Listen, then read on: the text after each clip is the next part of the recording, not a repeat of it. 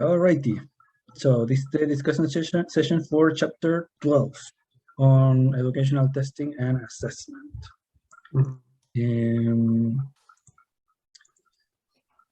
So yeah, not that many today, but what do you think about the chapter?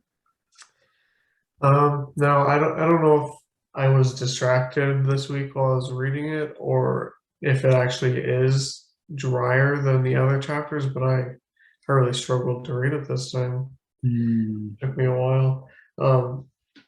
Partway through, like the background areas, I thought it was like just repeating itself. Like I made a comment somewhere in there that it feels repetitive, that it's just saying kind of the same things over about trying to be fair and what else did it say?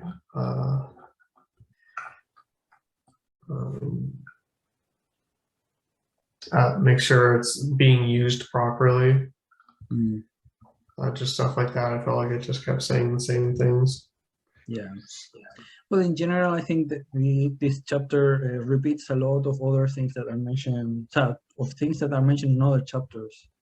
So yeah, but yeah, within the chapter also there are some topics that are mentioned many times in different contexts, but at the end are similar concerns or ideas. So it's true that might be a bit repetitive. Right. Like I guess it's pretty similar to the last chapter, just in a different setting. Yeah. Well, this is our chapter. I mean, for NCME at least. So yeah, I think, yeah, as I was reading the chapter, I felt that yeah, definitely there was more familiarity with the things that were mentioned. And still, I found like nice to kind of see a summary of the main type of users that you see in educational testing. However, I was surprised actually that they mentioned at the beginning that classroom assessment is not included. That was for me kind of like a surprise, a bad surprise. Because I mean, if you're not including, sorry, hello, Lavinia. Hi, can you hear me? Yes. We started already to discuss a little bit about the chapter. Yeah, I was surprised that classroom assessment is mentioned at the beginning, that the recommendations for validity doesn't apply to classroom assessment. I think that's a problem. That's a serious problem. And I actually, I found that like a like a recognition that the standards are failing. Because I can see that the classroom assessment might be more micro and more contextualized, situated, etc. But still, whatever you propose for any test should also apply to classroom assessment in a simplified version of it, some adaptation of that, but still, it shouldn't be that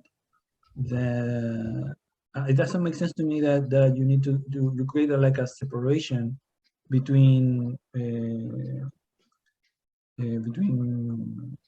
large scale assessment and classroom assessment are testing anyways.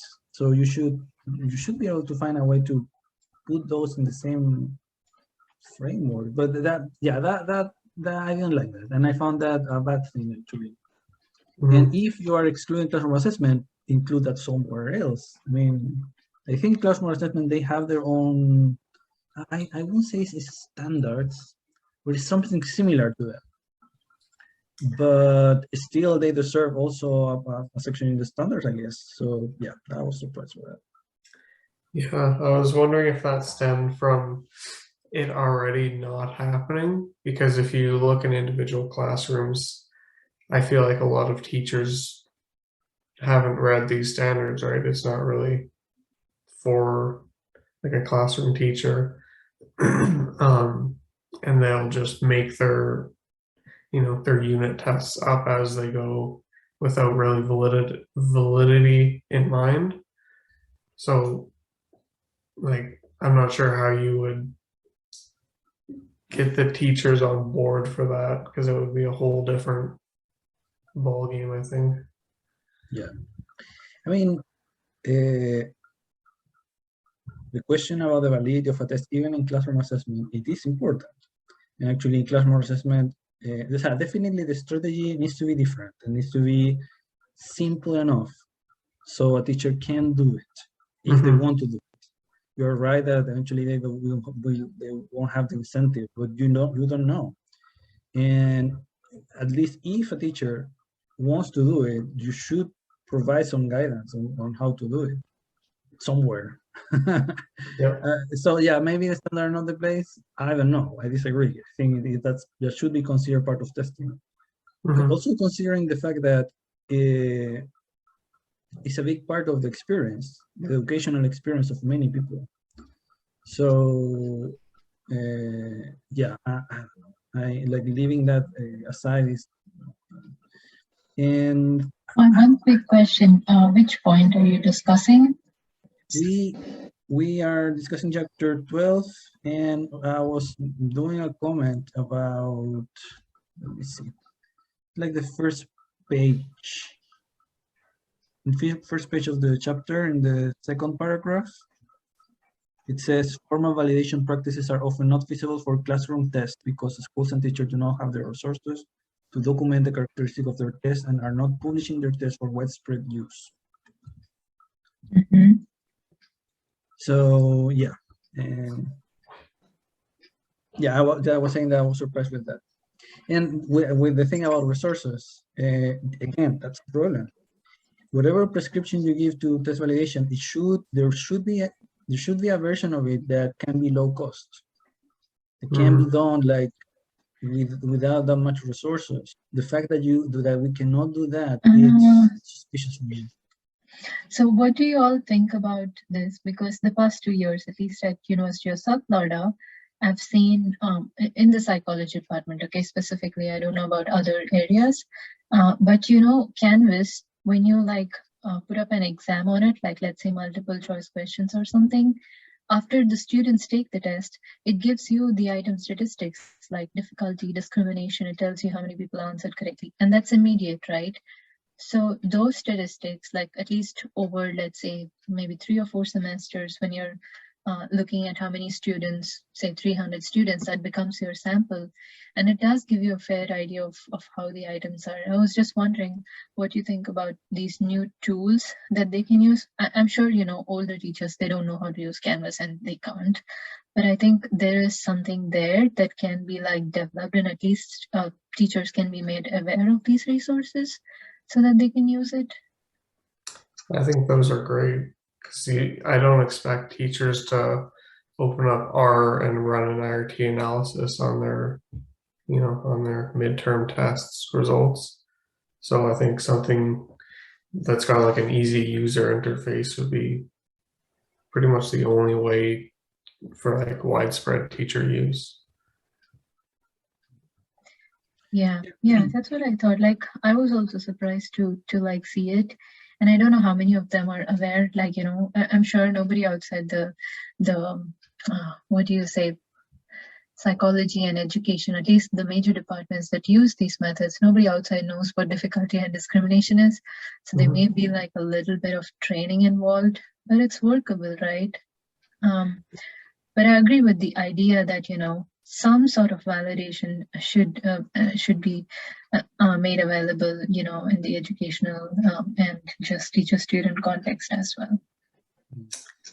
Yeah. And I know for the education courses I TA'd, there was a chapter on reliability and validity to teach the teachers what to look for. But yeah, it was, like a 1 day, 2 lessons type thing that covered difficulty and item parameters and stuff, but it's not taught a lot, and I feel like it doesn't have enough emphasis for teachers to carry that through to practice. That connect with another topic that is mentioned in the chapter about, I think it's assessment literacy, the word that they use. Let me look for that.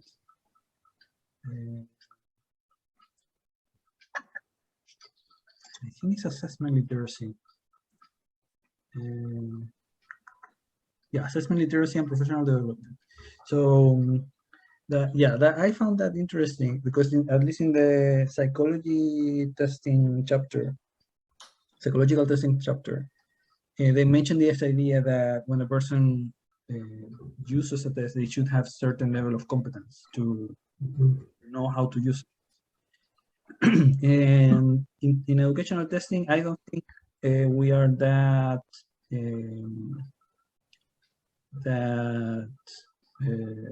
how do you say that serious that to ask that level of enforcement, if you want, to ask that the person that uses the test is so prepared or competent or show any degree or sense of competence. But the idea, at least, of assessment literacy is kind of pointing to a softer way of considering that aspect in test use. And I found that interesting. And I think that in general, the same way that you put a lot of effort for score reports, in which you kind of take care a lot about how people react to score reports and kind of how a more user experience approach to the thing. I think we can do the same with other levels of testing, particularly, for example, with the technical manuals or the instructions in general on how to use a test. I think there is a lot of room for improvement there to facilitate that assessment literacy and to make it easier to get, you know. They are, of course, a technical manual can be, will need to be more detailed and more technical, but also you can create like easier, like, I don't know, like easy to shoe. Is there a way to say that in English? Like, I don't know, like something nicer and user-friendly also in these other levels for the people that are using the test, for policymakers and so on. Yeah, there is for some reason we have worried more about the score reporting, but not necessarily about other levels in which you need to be more aware of the way in which the message is received.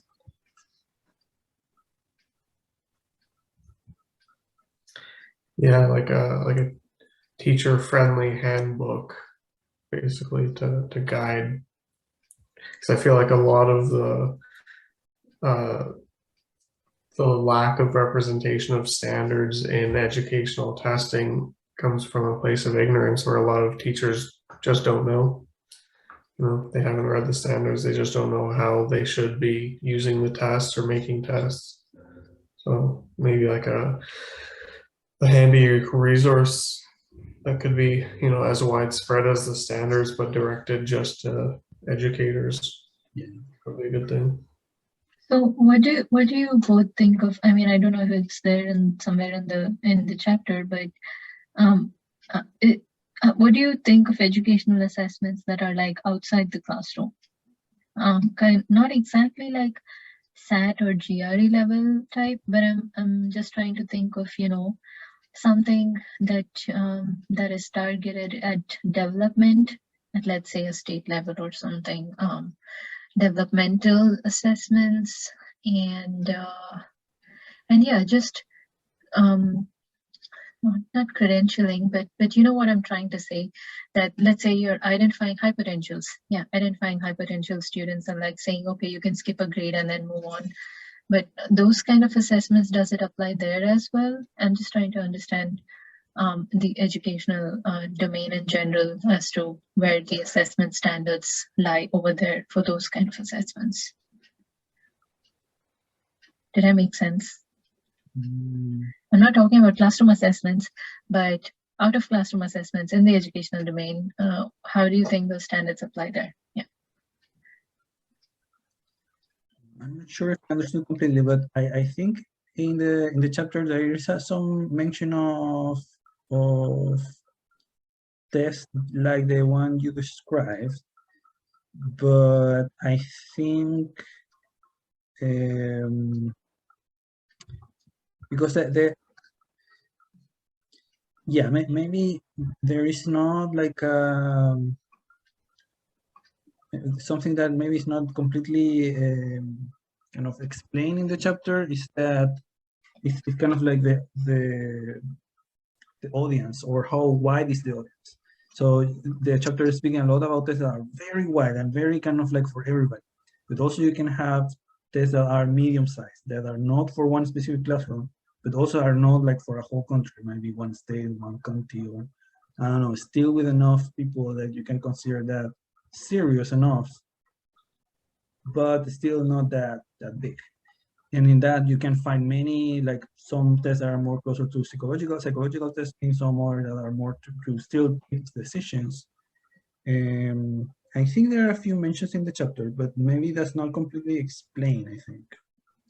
Did I understand what you were saying, Donia? Yeah, I think so.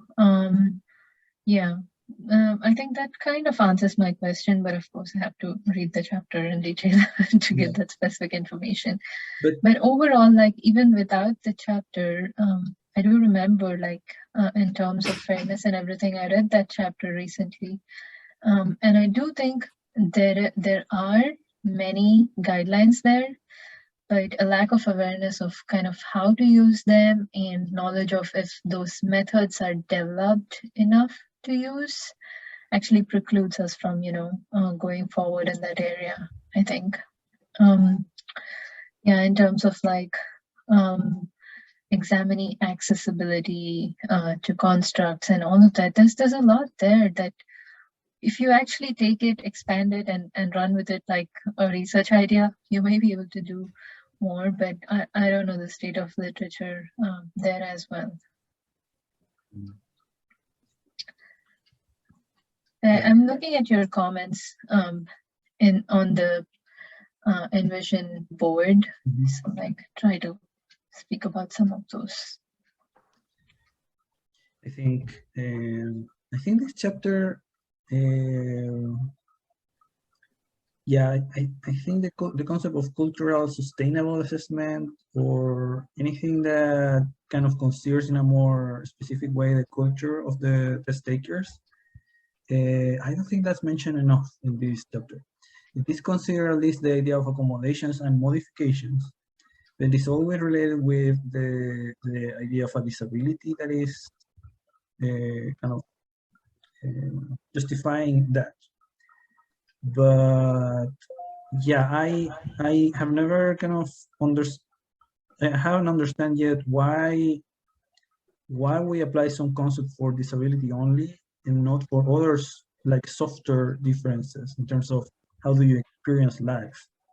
So yeah, I mean, when you have a person with a disability, it's very obvious that that person, the experience itself of being assessed is very different, and you may require to like either accommodate or modify. But in other cases, and there's still a lot of other cases in which you may want to bend a little bit the test, and particularly when a construct is not completely well defined. Usually we assume that there is a construct that is kind of super nice and very clear and very kind of specific, but sometimes it is not. And sometimes even if you have like a very clear story about what the construct is, still you may face like counter narratives, or like, I don't know, challenges to whatever you consider that construct is or should be. And so let's talk a little bit about what defines, or like what defines the scope of the construct, right? Because if that's the starting point, then we're talking about what the construct definition is and who decides that.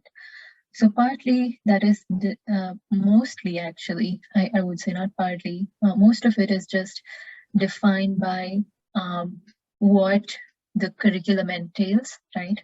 What the government or the university is deciding, this is the curriculum for this particular grade, so we're going to measure these constructs as defined by so and so, blah, blah, blah. And then, of course, in the years that you go ahead, like it'll be revised, and tests will be revised accordingly and so on. But there's a starting point somewhere. And for most purposes, you would think it's accurate. It's not like so out of the world that you say this is not at all relevant to the subject that you're trying to assess in any examining. And then so you have some amount of error there. Okay, let's assume. But where it gets propagated is if you're not considering some applied considerations, like who's really coming. That's where your people with life experiences or disabilities will come into the picture, right? Because if you have not considered those kind of people in the picture, then you're eliminating a big subpopulation, and that will cause your psychometric issues like range restriction and this and that, and your test will not be valid for the purpose that you're intending to predict, like student performance or something. So over there you do need to consider. So life experiences, see, if you're going to school, you're just talking in the context of learning, and life experiences may not come into the picture, but maybe like a more plausible term would be something like psychological disabilities, or some sort of institution or like credible institution saying that, okay, this is what we are calling the disability, and that is the disability, or this is what we're calling that this person genuinely has like a psychological issue or anxiety issue, whatever it is, and that. And things are coming up. Like I know, like when I TA for class and all, I see students providing documentation on any kind of thing that they have, and that's confidential. So, and even there will be recommendation on how much accommodations you can provide. And according to what I read recently, though, I feel like the extent of accommodations you can provide and everything is also limited, because once you provide those accommodations, the scoring mechanisms change with respect to standard administration for people without disabilities or who are like participating in, let's call a big quote general category, right?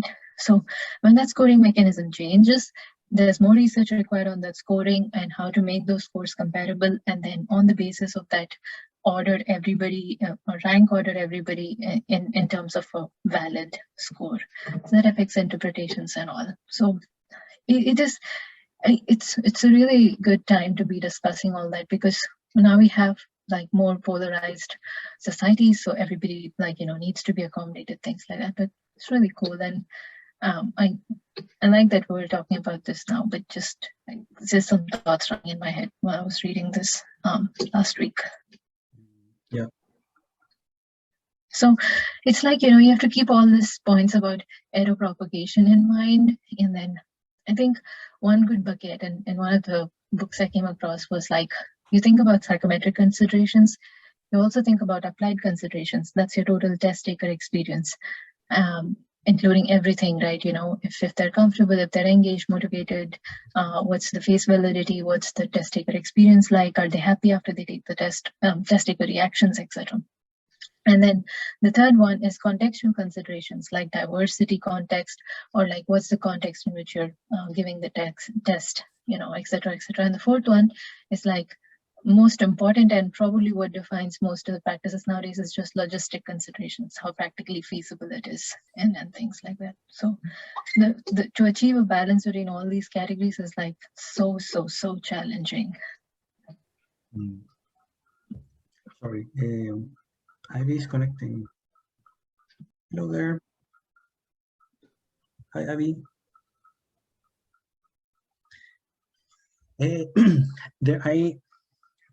This will connect maybe too much on my own research, but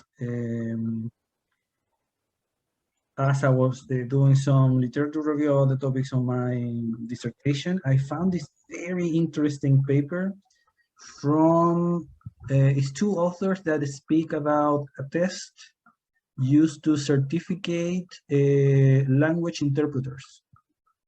So when you kind of learn language science, there is a whole certification around who is actually prepared to kind of like communicate with a person that needs that language, and if you are doing that correctly or not, to the point that you are kind of like certified to do that job.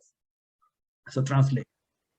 And in the paper, they discuss how absurd is that in the construct definition of a sign interpreter, there is no input from the people that actually are the main users of it.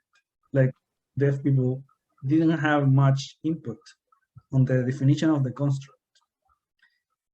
So, and that is kind of in the context of an idea that comes from feminist epistemologies, and it's this concept of that is called situated knowledge.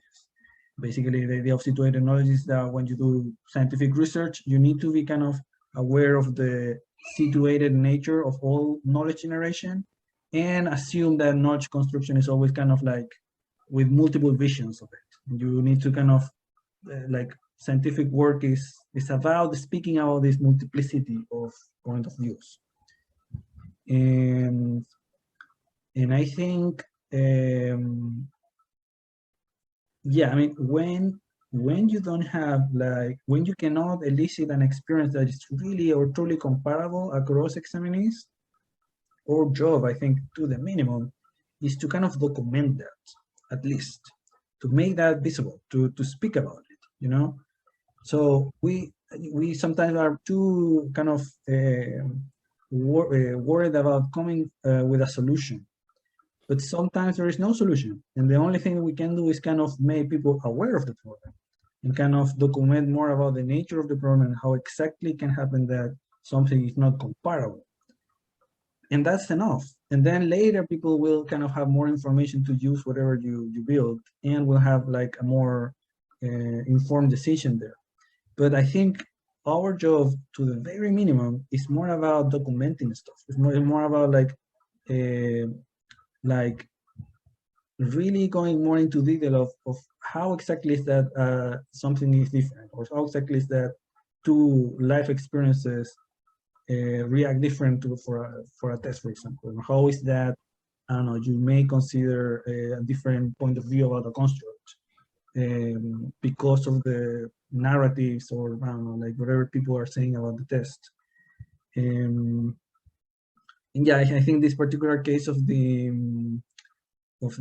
this test for sign interpreters, I found that fascinating as an example, because it kind of shows you that sometimes we can miss the point a lot about we can miss the point when we don't include test takers into the picture, particularly when the construct is obviously requiring like their input. In the case of sign interpretation, I think it's even more obvious than ever, because it is very absurd that a person that is not like deaf will explain to a deaf person how is that you can talk to them.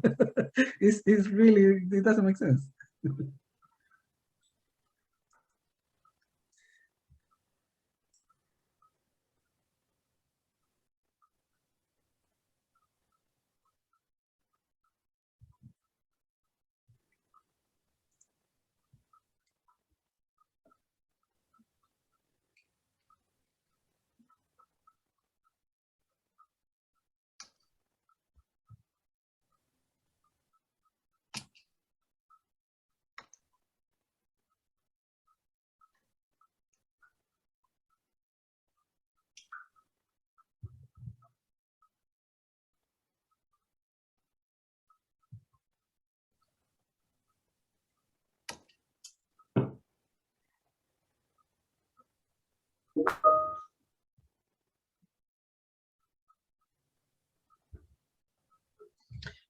And another thing that caught my attention during the reading of the chapter is when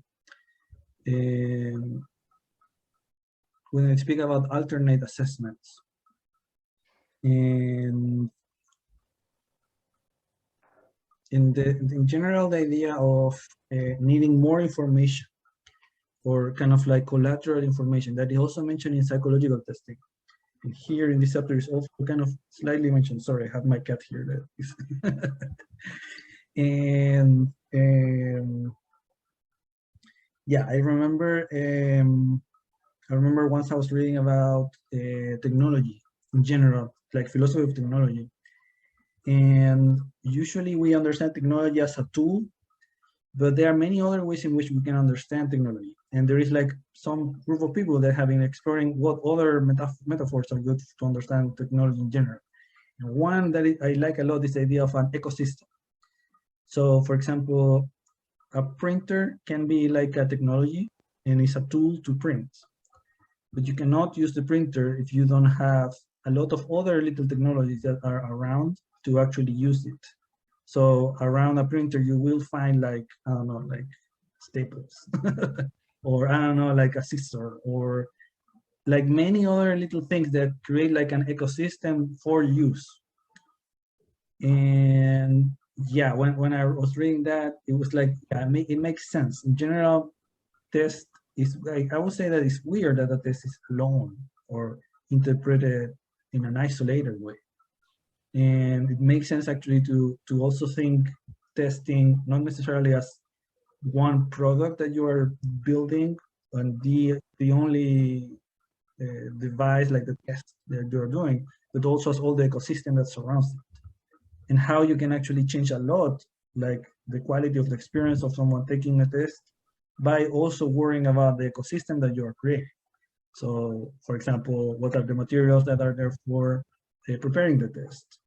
How easy is for them to access to the experience of taking the test in advance? What are the little tools that are there to use the test in a better way, and so on. So there is a big layer, and also these ideas of alternate assessment. What other assessment you can have like next to it that can help. So yeah, I like a lot this idea of kind of thinking testing in a more ecosystemical way. I'm sure that makes sense. It goes back to the point of trying to consider and account for as much as possible.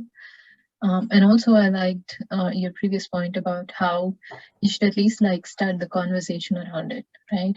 I think like these are such good points to like include in our report that once people start changing their approach towards creating a test, like for example, like you mentioned, like an ecosystem approach, and that was a really good example I thought as well. So once that starts, and then everything else will fall into place. Only when you have that intention can you go about, trying to find the resources to help you do what you want to do. So that was good. But I'm just looking at it now, but I'm not sure I understood what is meant exactly by alternate assessments. So can you like clarify that?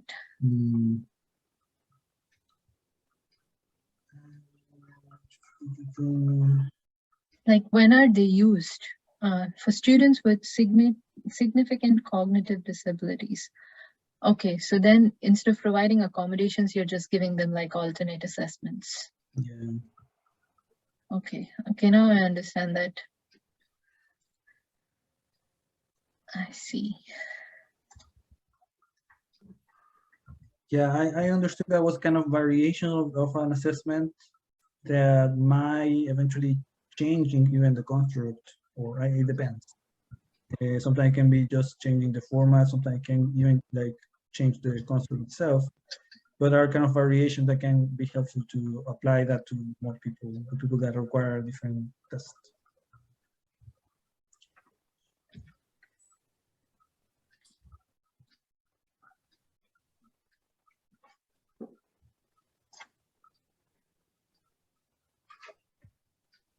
Yeah. Observation checklist, material level assessment with performance task, portfolio that includes responses to selected response, open-ended task. So it's also considering like a shift in the format.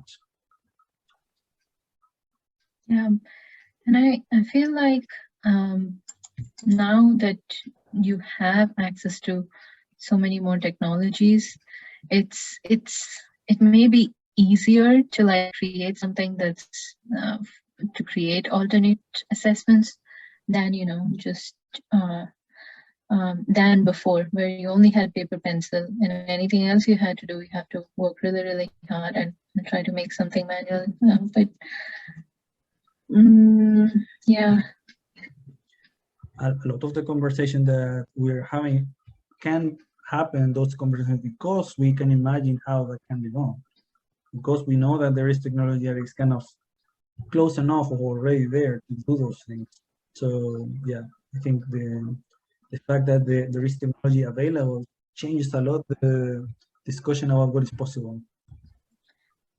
It's also like you need to find those subject matter experts who can actually say that or like, yeah, it's like a huge multidisciplinary collaboration initiative, because you're trying to find experts who know enough about the disability to say, okay, this kind of assessment will help. But at the same time, you're trying to find experts in the general area to say, okay, this was the assessment before, and this is the assessment now, and both these groups have to agree that these are equivalent in some sense. So that will be your content validation. And that's like a huge step, and only after that can you like move ahead and like do the more technical or psychometric analysis that's required to establish validity.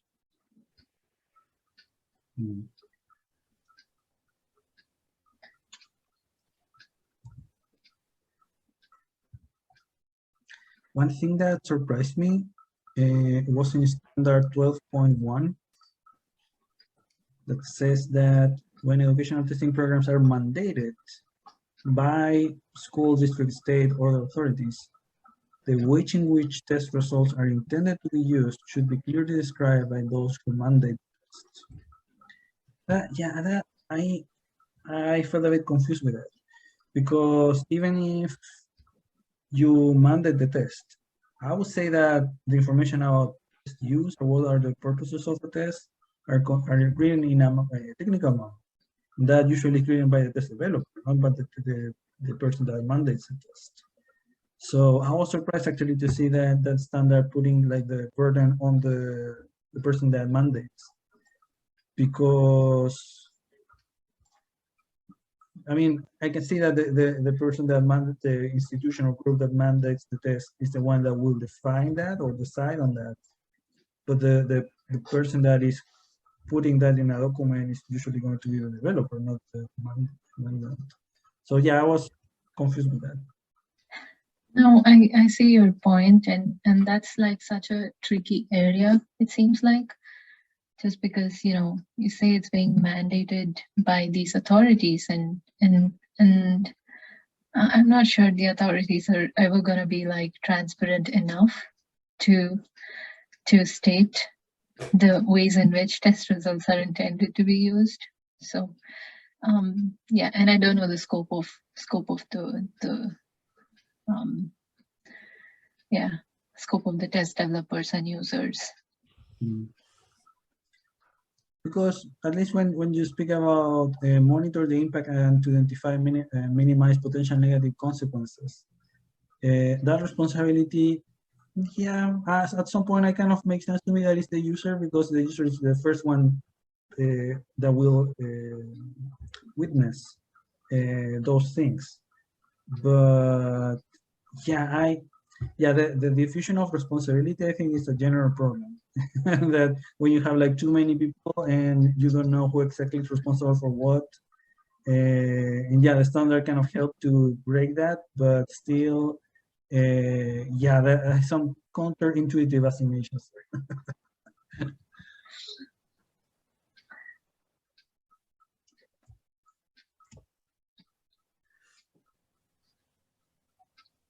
And the other thing that kind of I was confused, or I didn't understand completely, the standard 12.18 says that in educational settings, score reports should be accompanied by a clear presentation of information on how to interpret the scores, including the degree of measurement error associated with each score or classification level. So degree of measurement error, I didn't understand that. Is that standard of measurement? Is that the reliability index?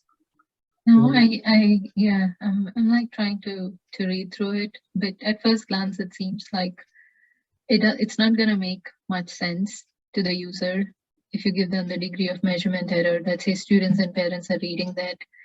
What are they going to know with that, right? Supplementary information related to group summary scores. I mean, I kind of support in general the idea that you should report something with error. And in my mind, the best way to do that is to put the error in the same scale of the score. So for me, standard error of measurement is the best way to go when you have a score. But yeah, so I've been trying to trace through the standards if that's a standard or not. Then I don't think I have found that, because sometimes they speak about the need to if possible, no, not if possible. There is a more specific recommendation on speaking about reliability, but not necessarily about the standard error of measurement. And here in this standard is when I kind of felt that maybe it was more obvious the recommendation, but still the expression degree of measurement error. Yeah, I don't know. I'm sure. No, I think I'm just looking at it. I think what they suggest is that score reports should include the date of administration and so information. Or I think the main reason for providing it is so that score users or like test takers can calculate the probability of misclassification associated with performance levels, and they can see how that sort of inference changes as time passes. I am not sure if that's something that should be given to the examinees, or like later when you're just like you know, every year, let's say you have a GRE or some setting like that. Every year you try to publish all that information in a separate booklet. That seems like a very logistic issue, as well as, you know, something that would allow for reasonable time to pass before people who are not aware of all the issues make some sort of judgment immediately about the score, right? So maybe we should some time pass and like give it out at an appropriate time. I would think it's that may be a better approach, but I don't know. If that's the real purpose of doing it, then you know, then it seems reasonable to do that, because scores for GRE right now is valid for like 5 years, right? So then people can make judgments about whether those 5 years are like enough or not.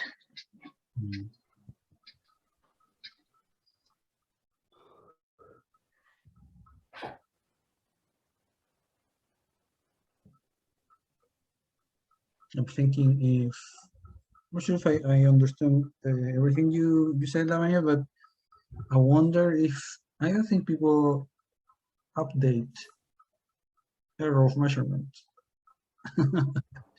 Like, I don't think that's a thing that people do, but actually it would make sense to do that. But under what updated information? So if as long as the time passes and you do this type of analysis that do like drift detection, you can kind of like reuse the item parameters to re-estimate error of measurement. I would think, yeah, it may depend a little on the purpose of the assessment and you know how large scale, yeah, how big the scale of the assessment is. So if it's like large scale and high stakes like GRE or SAT, they may be doing more when compared to assessments that are targeted at very few people or something like that. But I do like the idea of conducting those studies to see what those how those errors of measurement change, because they do change over time, and at the same time there are many other concepts, or like I can't remember exactly, that does change the standard error of measurement, right? If we do if you actually get into the technical details, there's a lot of things. My main intention of bringing this up is to say that there are a lot of factors that can change those errors of measurement, and if you don't actually monitor how quickly or like, you know, how drastic those changes are or how quickly they change, it can affect the scores obtained as well as the interpretation of that scores and consequences. unintended consequences. This could be considered unintended consequences too. Yeah, well, I think that in general the rules of using scores from the past, yeah, I think that's a loophole in our practices. We usually allow like this to, I don't know, last 1 year, more years, but that's more like a pragmatic thing. I don't think there's a real psychometric consideration there. And how exactly is that actually you change? So are you giving a score about that moment in the past or that representative of the present? If you're putting that in the present, then how accurate is that? How do you, because you can actually model the evolution of someone or the expected evolution of someone. For example, in cognitive psychology, when you study memory, and there are a lot of models in which you can have like functions that predict how quick you are going to forget stuff. So yeah, eventually you can do something like that to be more, I don't know, more smart, or sorry, smarter, in the way you use the scores from the past. Yeah. Okay. Any other comment, final comment, remark about the chapter? I thought your comment about English language learners was really interesting. I had not thought that before. Oh, it's actually from like a deficit perspective rather than like something more positive. Yeah, but as a Spanish speaker, I always feel very triggered with the idea of English learners because it's like not it's like, yeah, it's like looking someone from what they don't know rather than for looking someone for what they do know. Actually, some little assignment that I had to do in my program, I could read a little bit more about English learners. And one thing that I found very sad is that long-term English learners are usually people that kind of like transition between school systems. So because they travel, some years are in the States, some years are in some other country. And these people, they spend their time to be bilingual. But their time that they're spent to be bilingual is not spent into increasing literacy on either of the languages they know. So when it comes to college admission, for example, and then you say, oh, this person has enough literacy to enter to college. Yeah, of course, maybe those long-term English learners won't be able to show that, but because they have been spending their time on being bilingual. And because of the fact that you are not valuing that they are bilingual, then you are putting them aside. Even when in the job market, you will need bilingual people.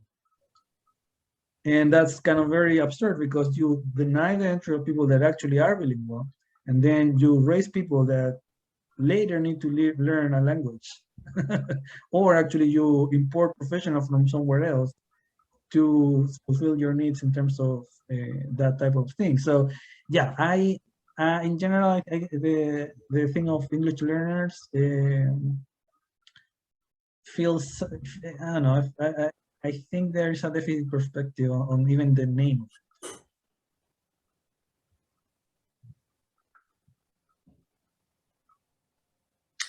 Yeah, I know at my work we've transitioned to just using bilingual or monolingual to describe, because like we were really just looking at the difference between like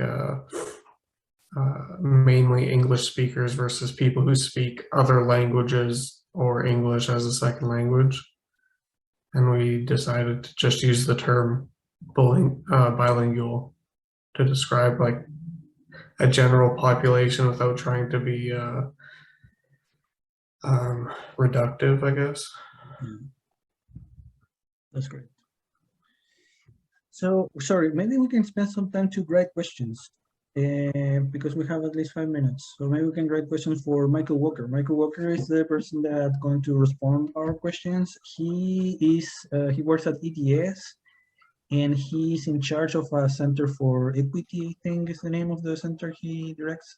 Also, he's going to be the next NCME president. So he's very important. He's very good actually. And yeah, we can have some time now to ask questions, to write questions, and put likes also if you want.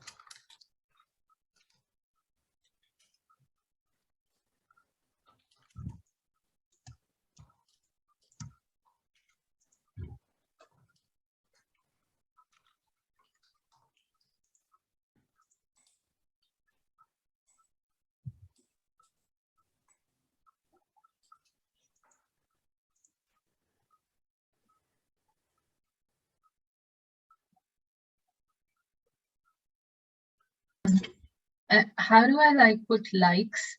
Where is that option? Let me show that. The thing is that depending on how do you log in, you will see that button, the reaction button. But Yeah. if you log in as a guest, I don't think you have that. But No, if you but have like, that, yeah. so if you have that, you click there and you will see that your mouse change. And then wherever you click with that thing, you will create like, so here, for example. Oh, it'll show you the options there. Okay, I Yeah. have that option. I have that smiley face, but I was like, why isn't the light there? But I'll find it. You need to Thanks. click and then you will see the options. Yeah. Okay.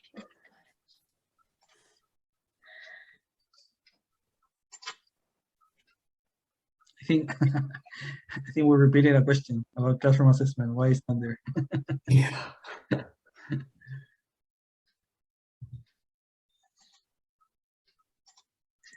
Alrighty. I think we're good. Well, you can keep writing questions and adding likes if you want. But as for the recording, I will stop.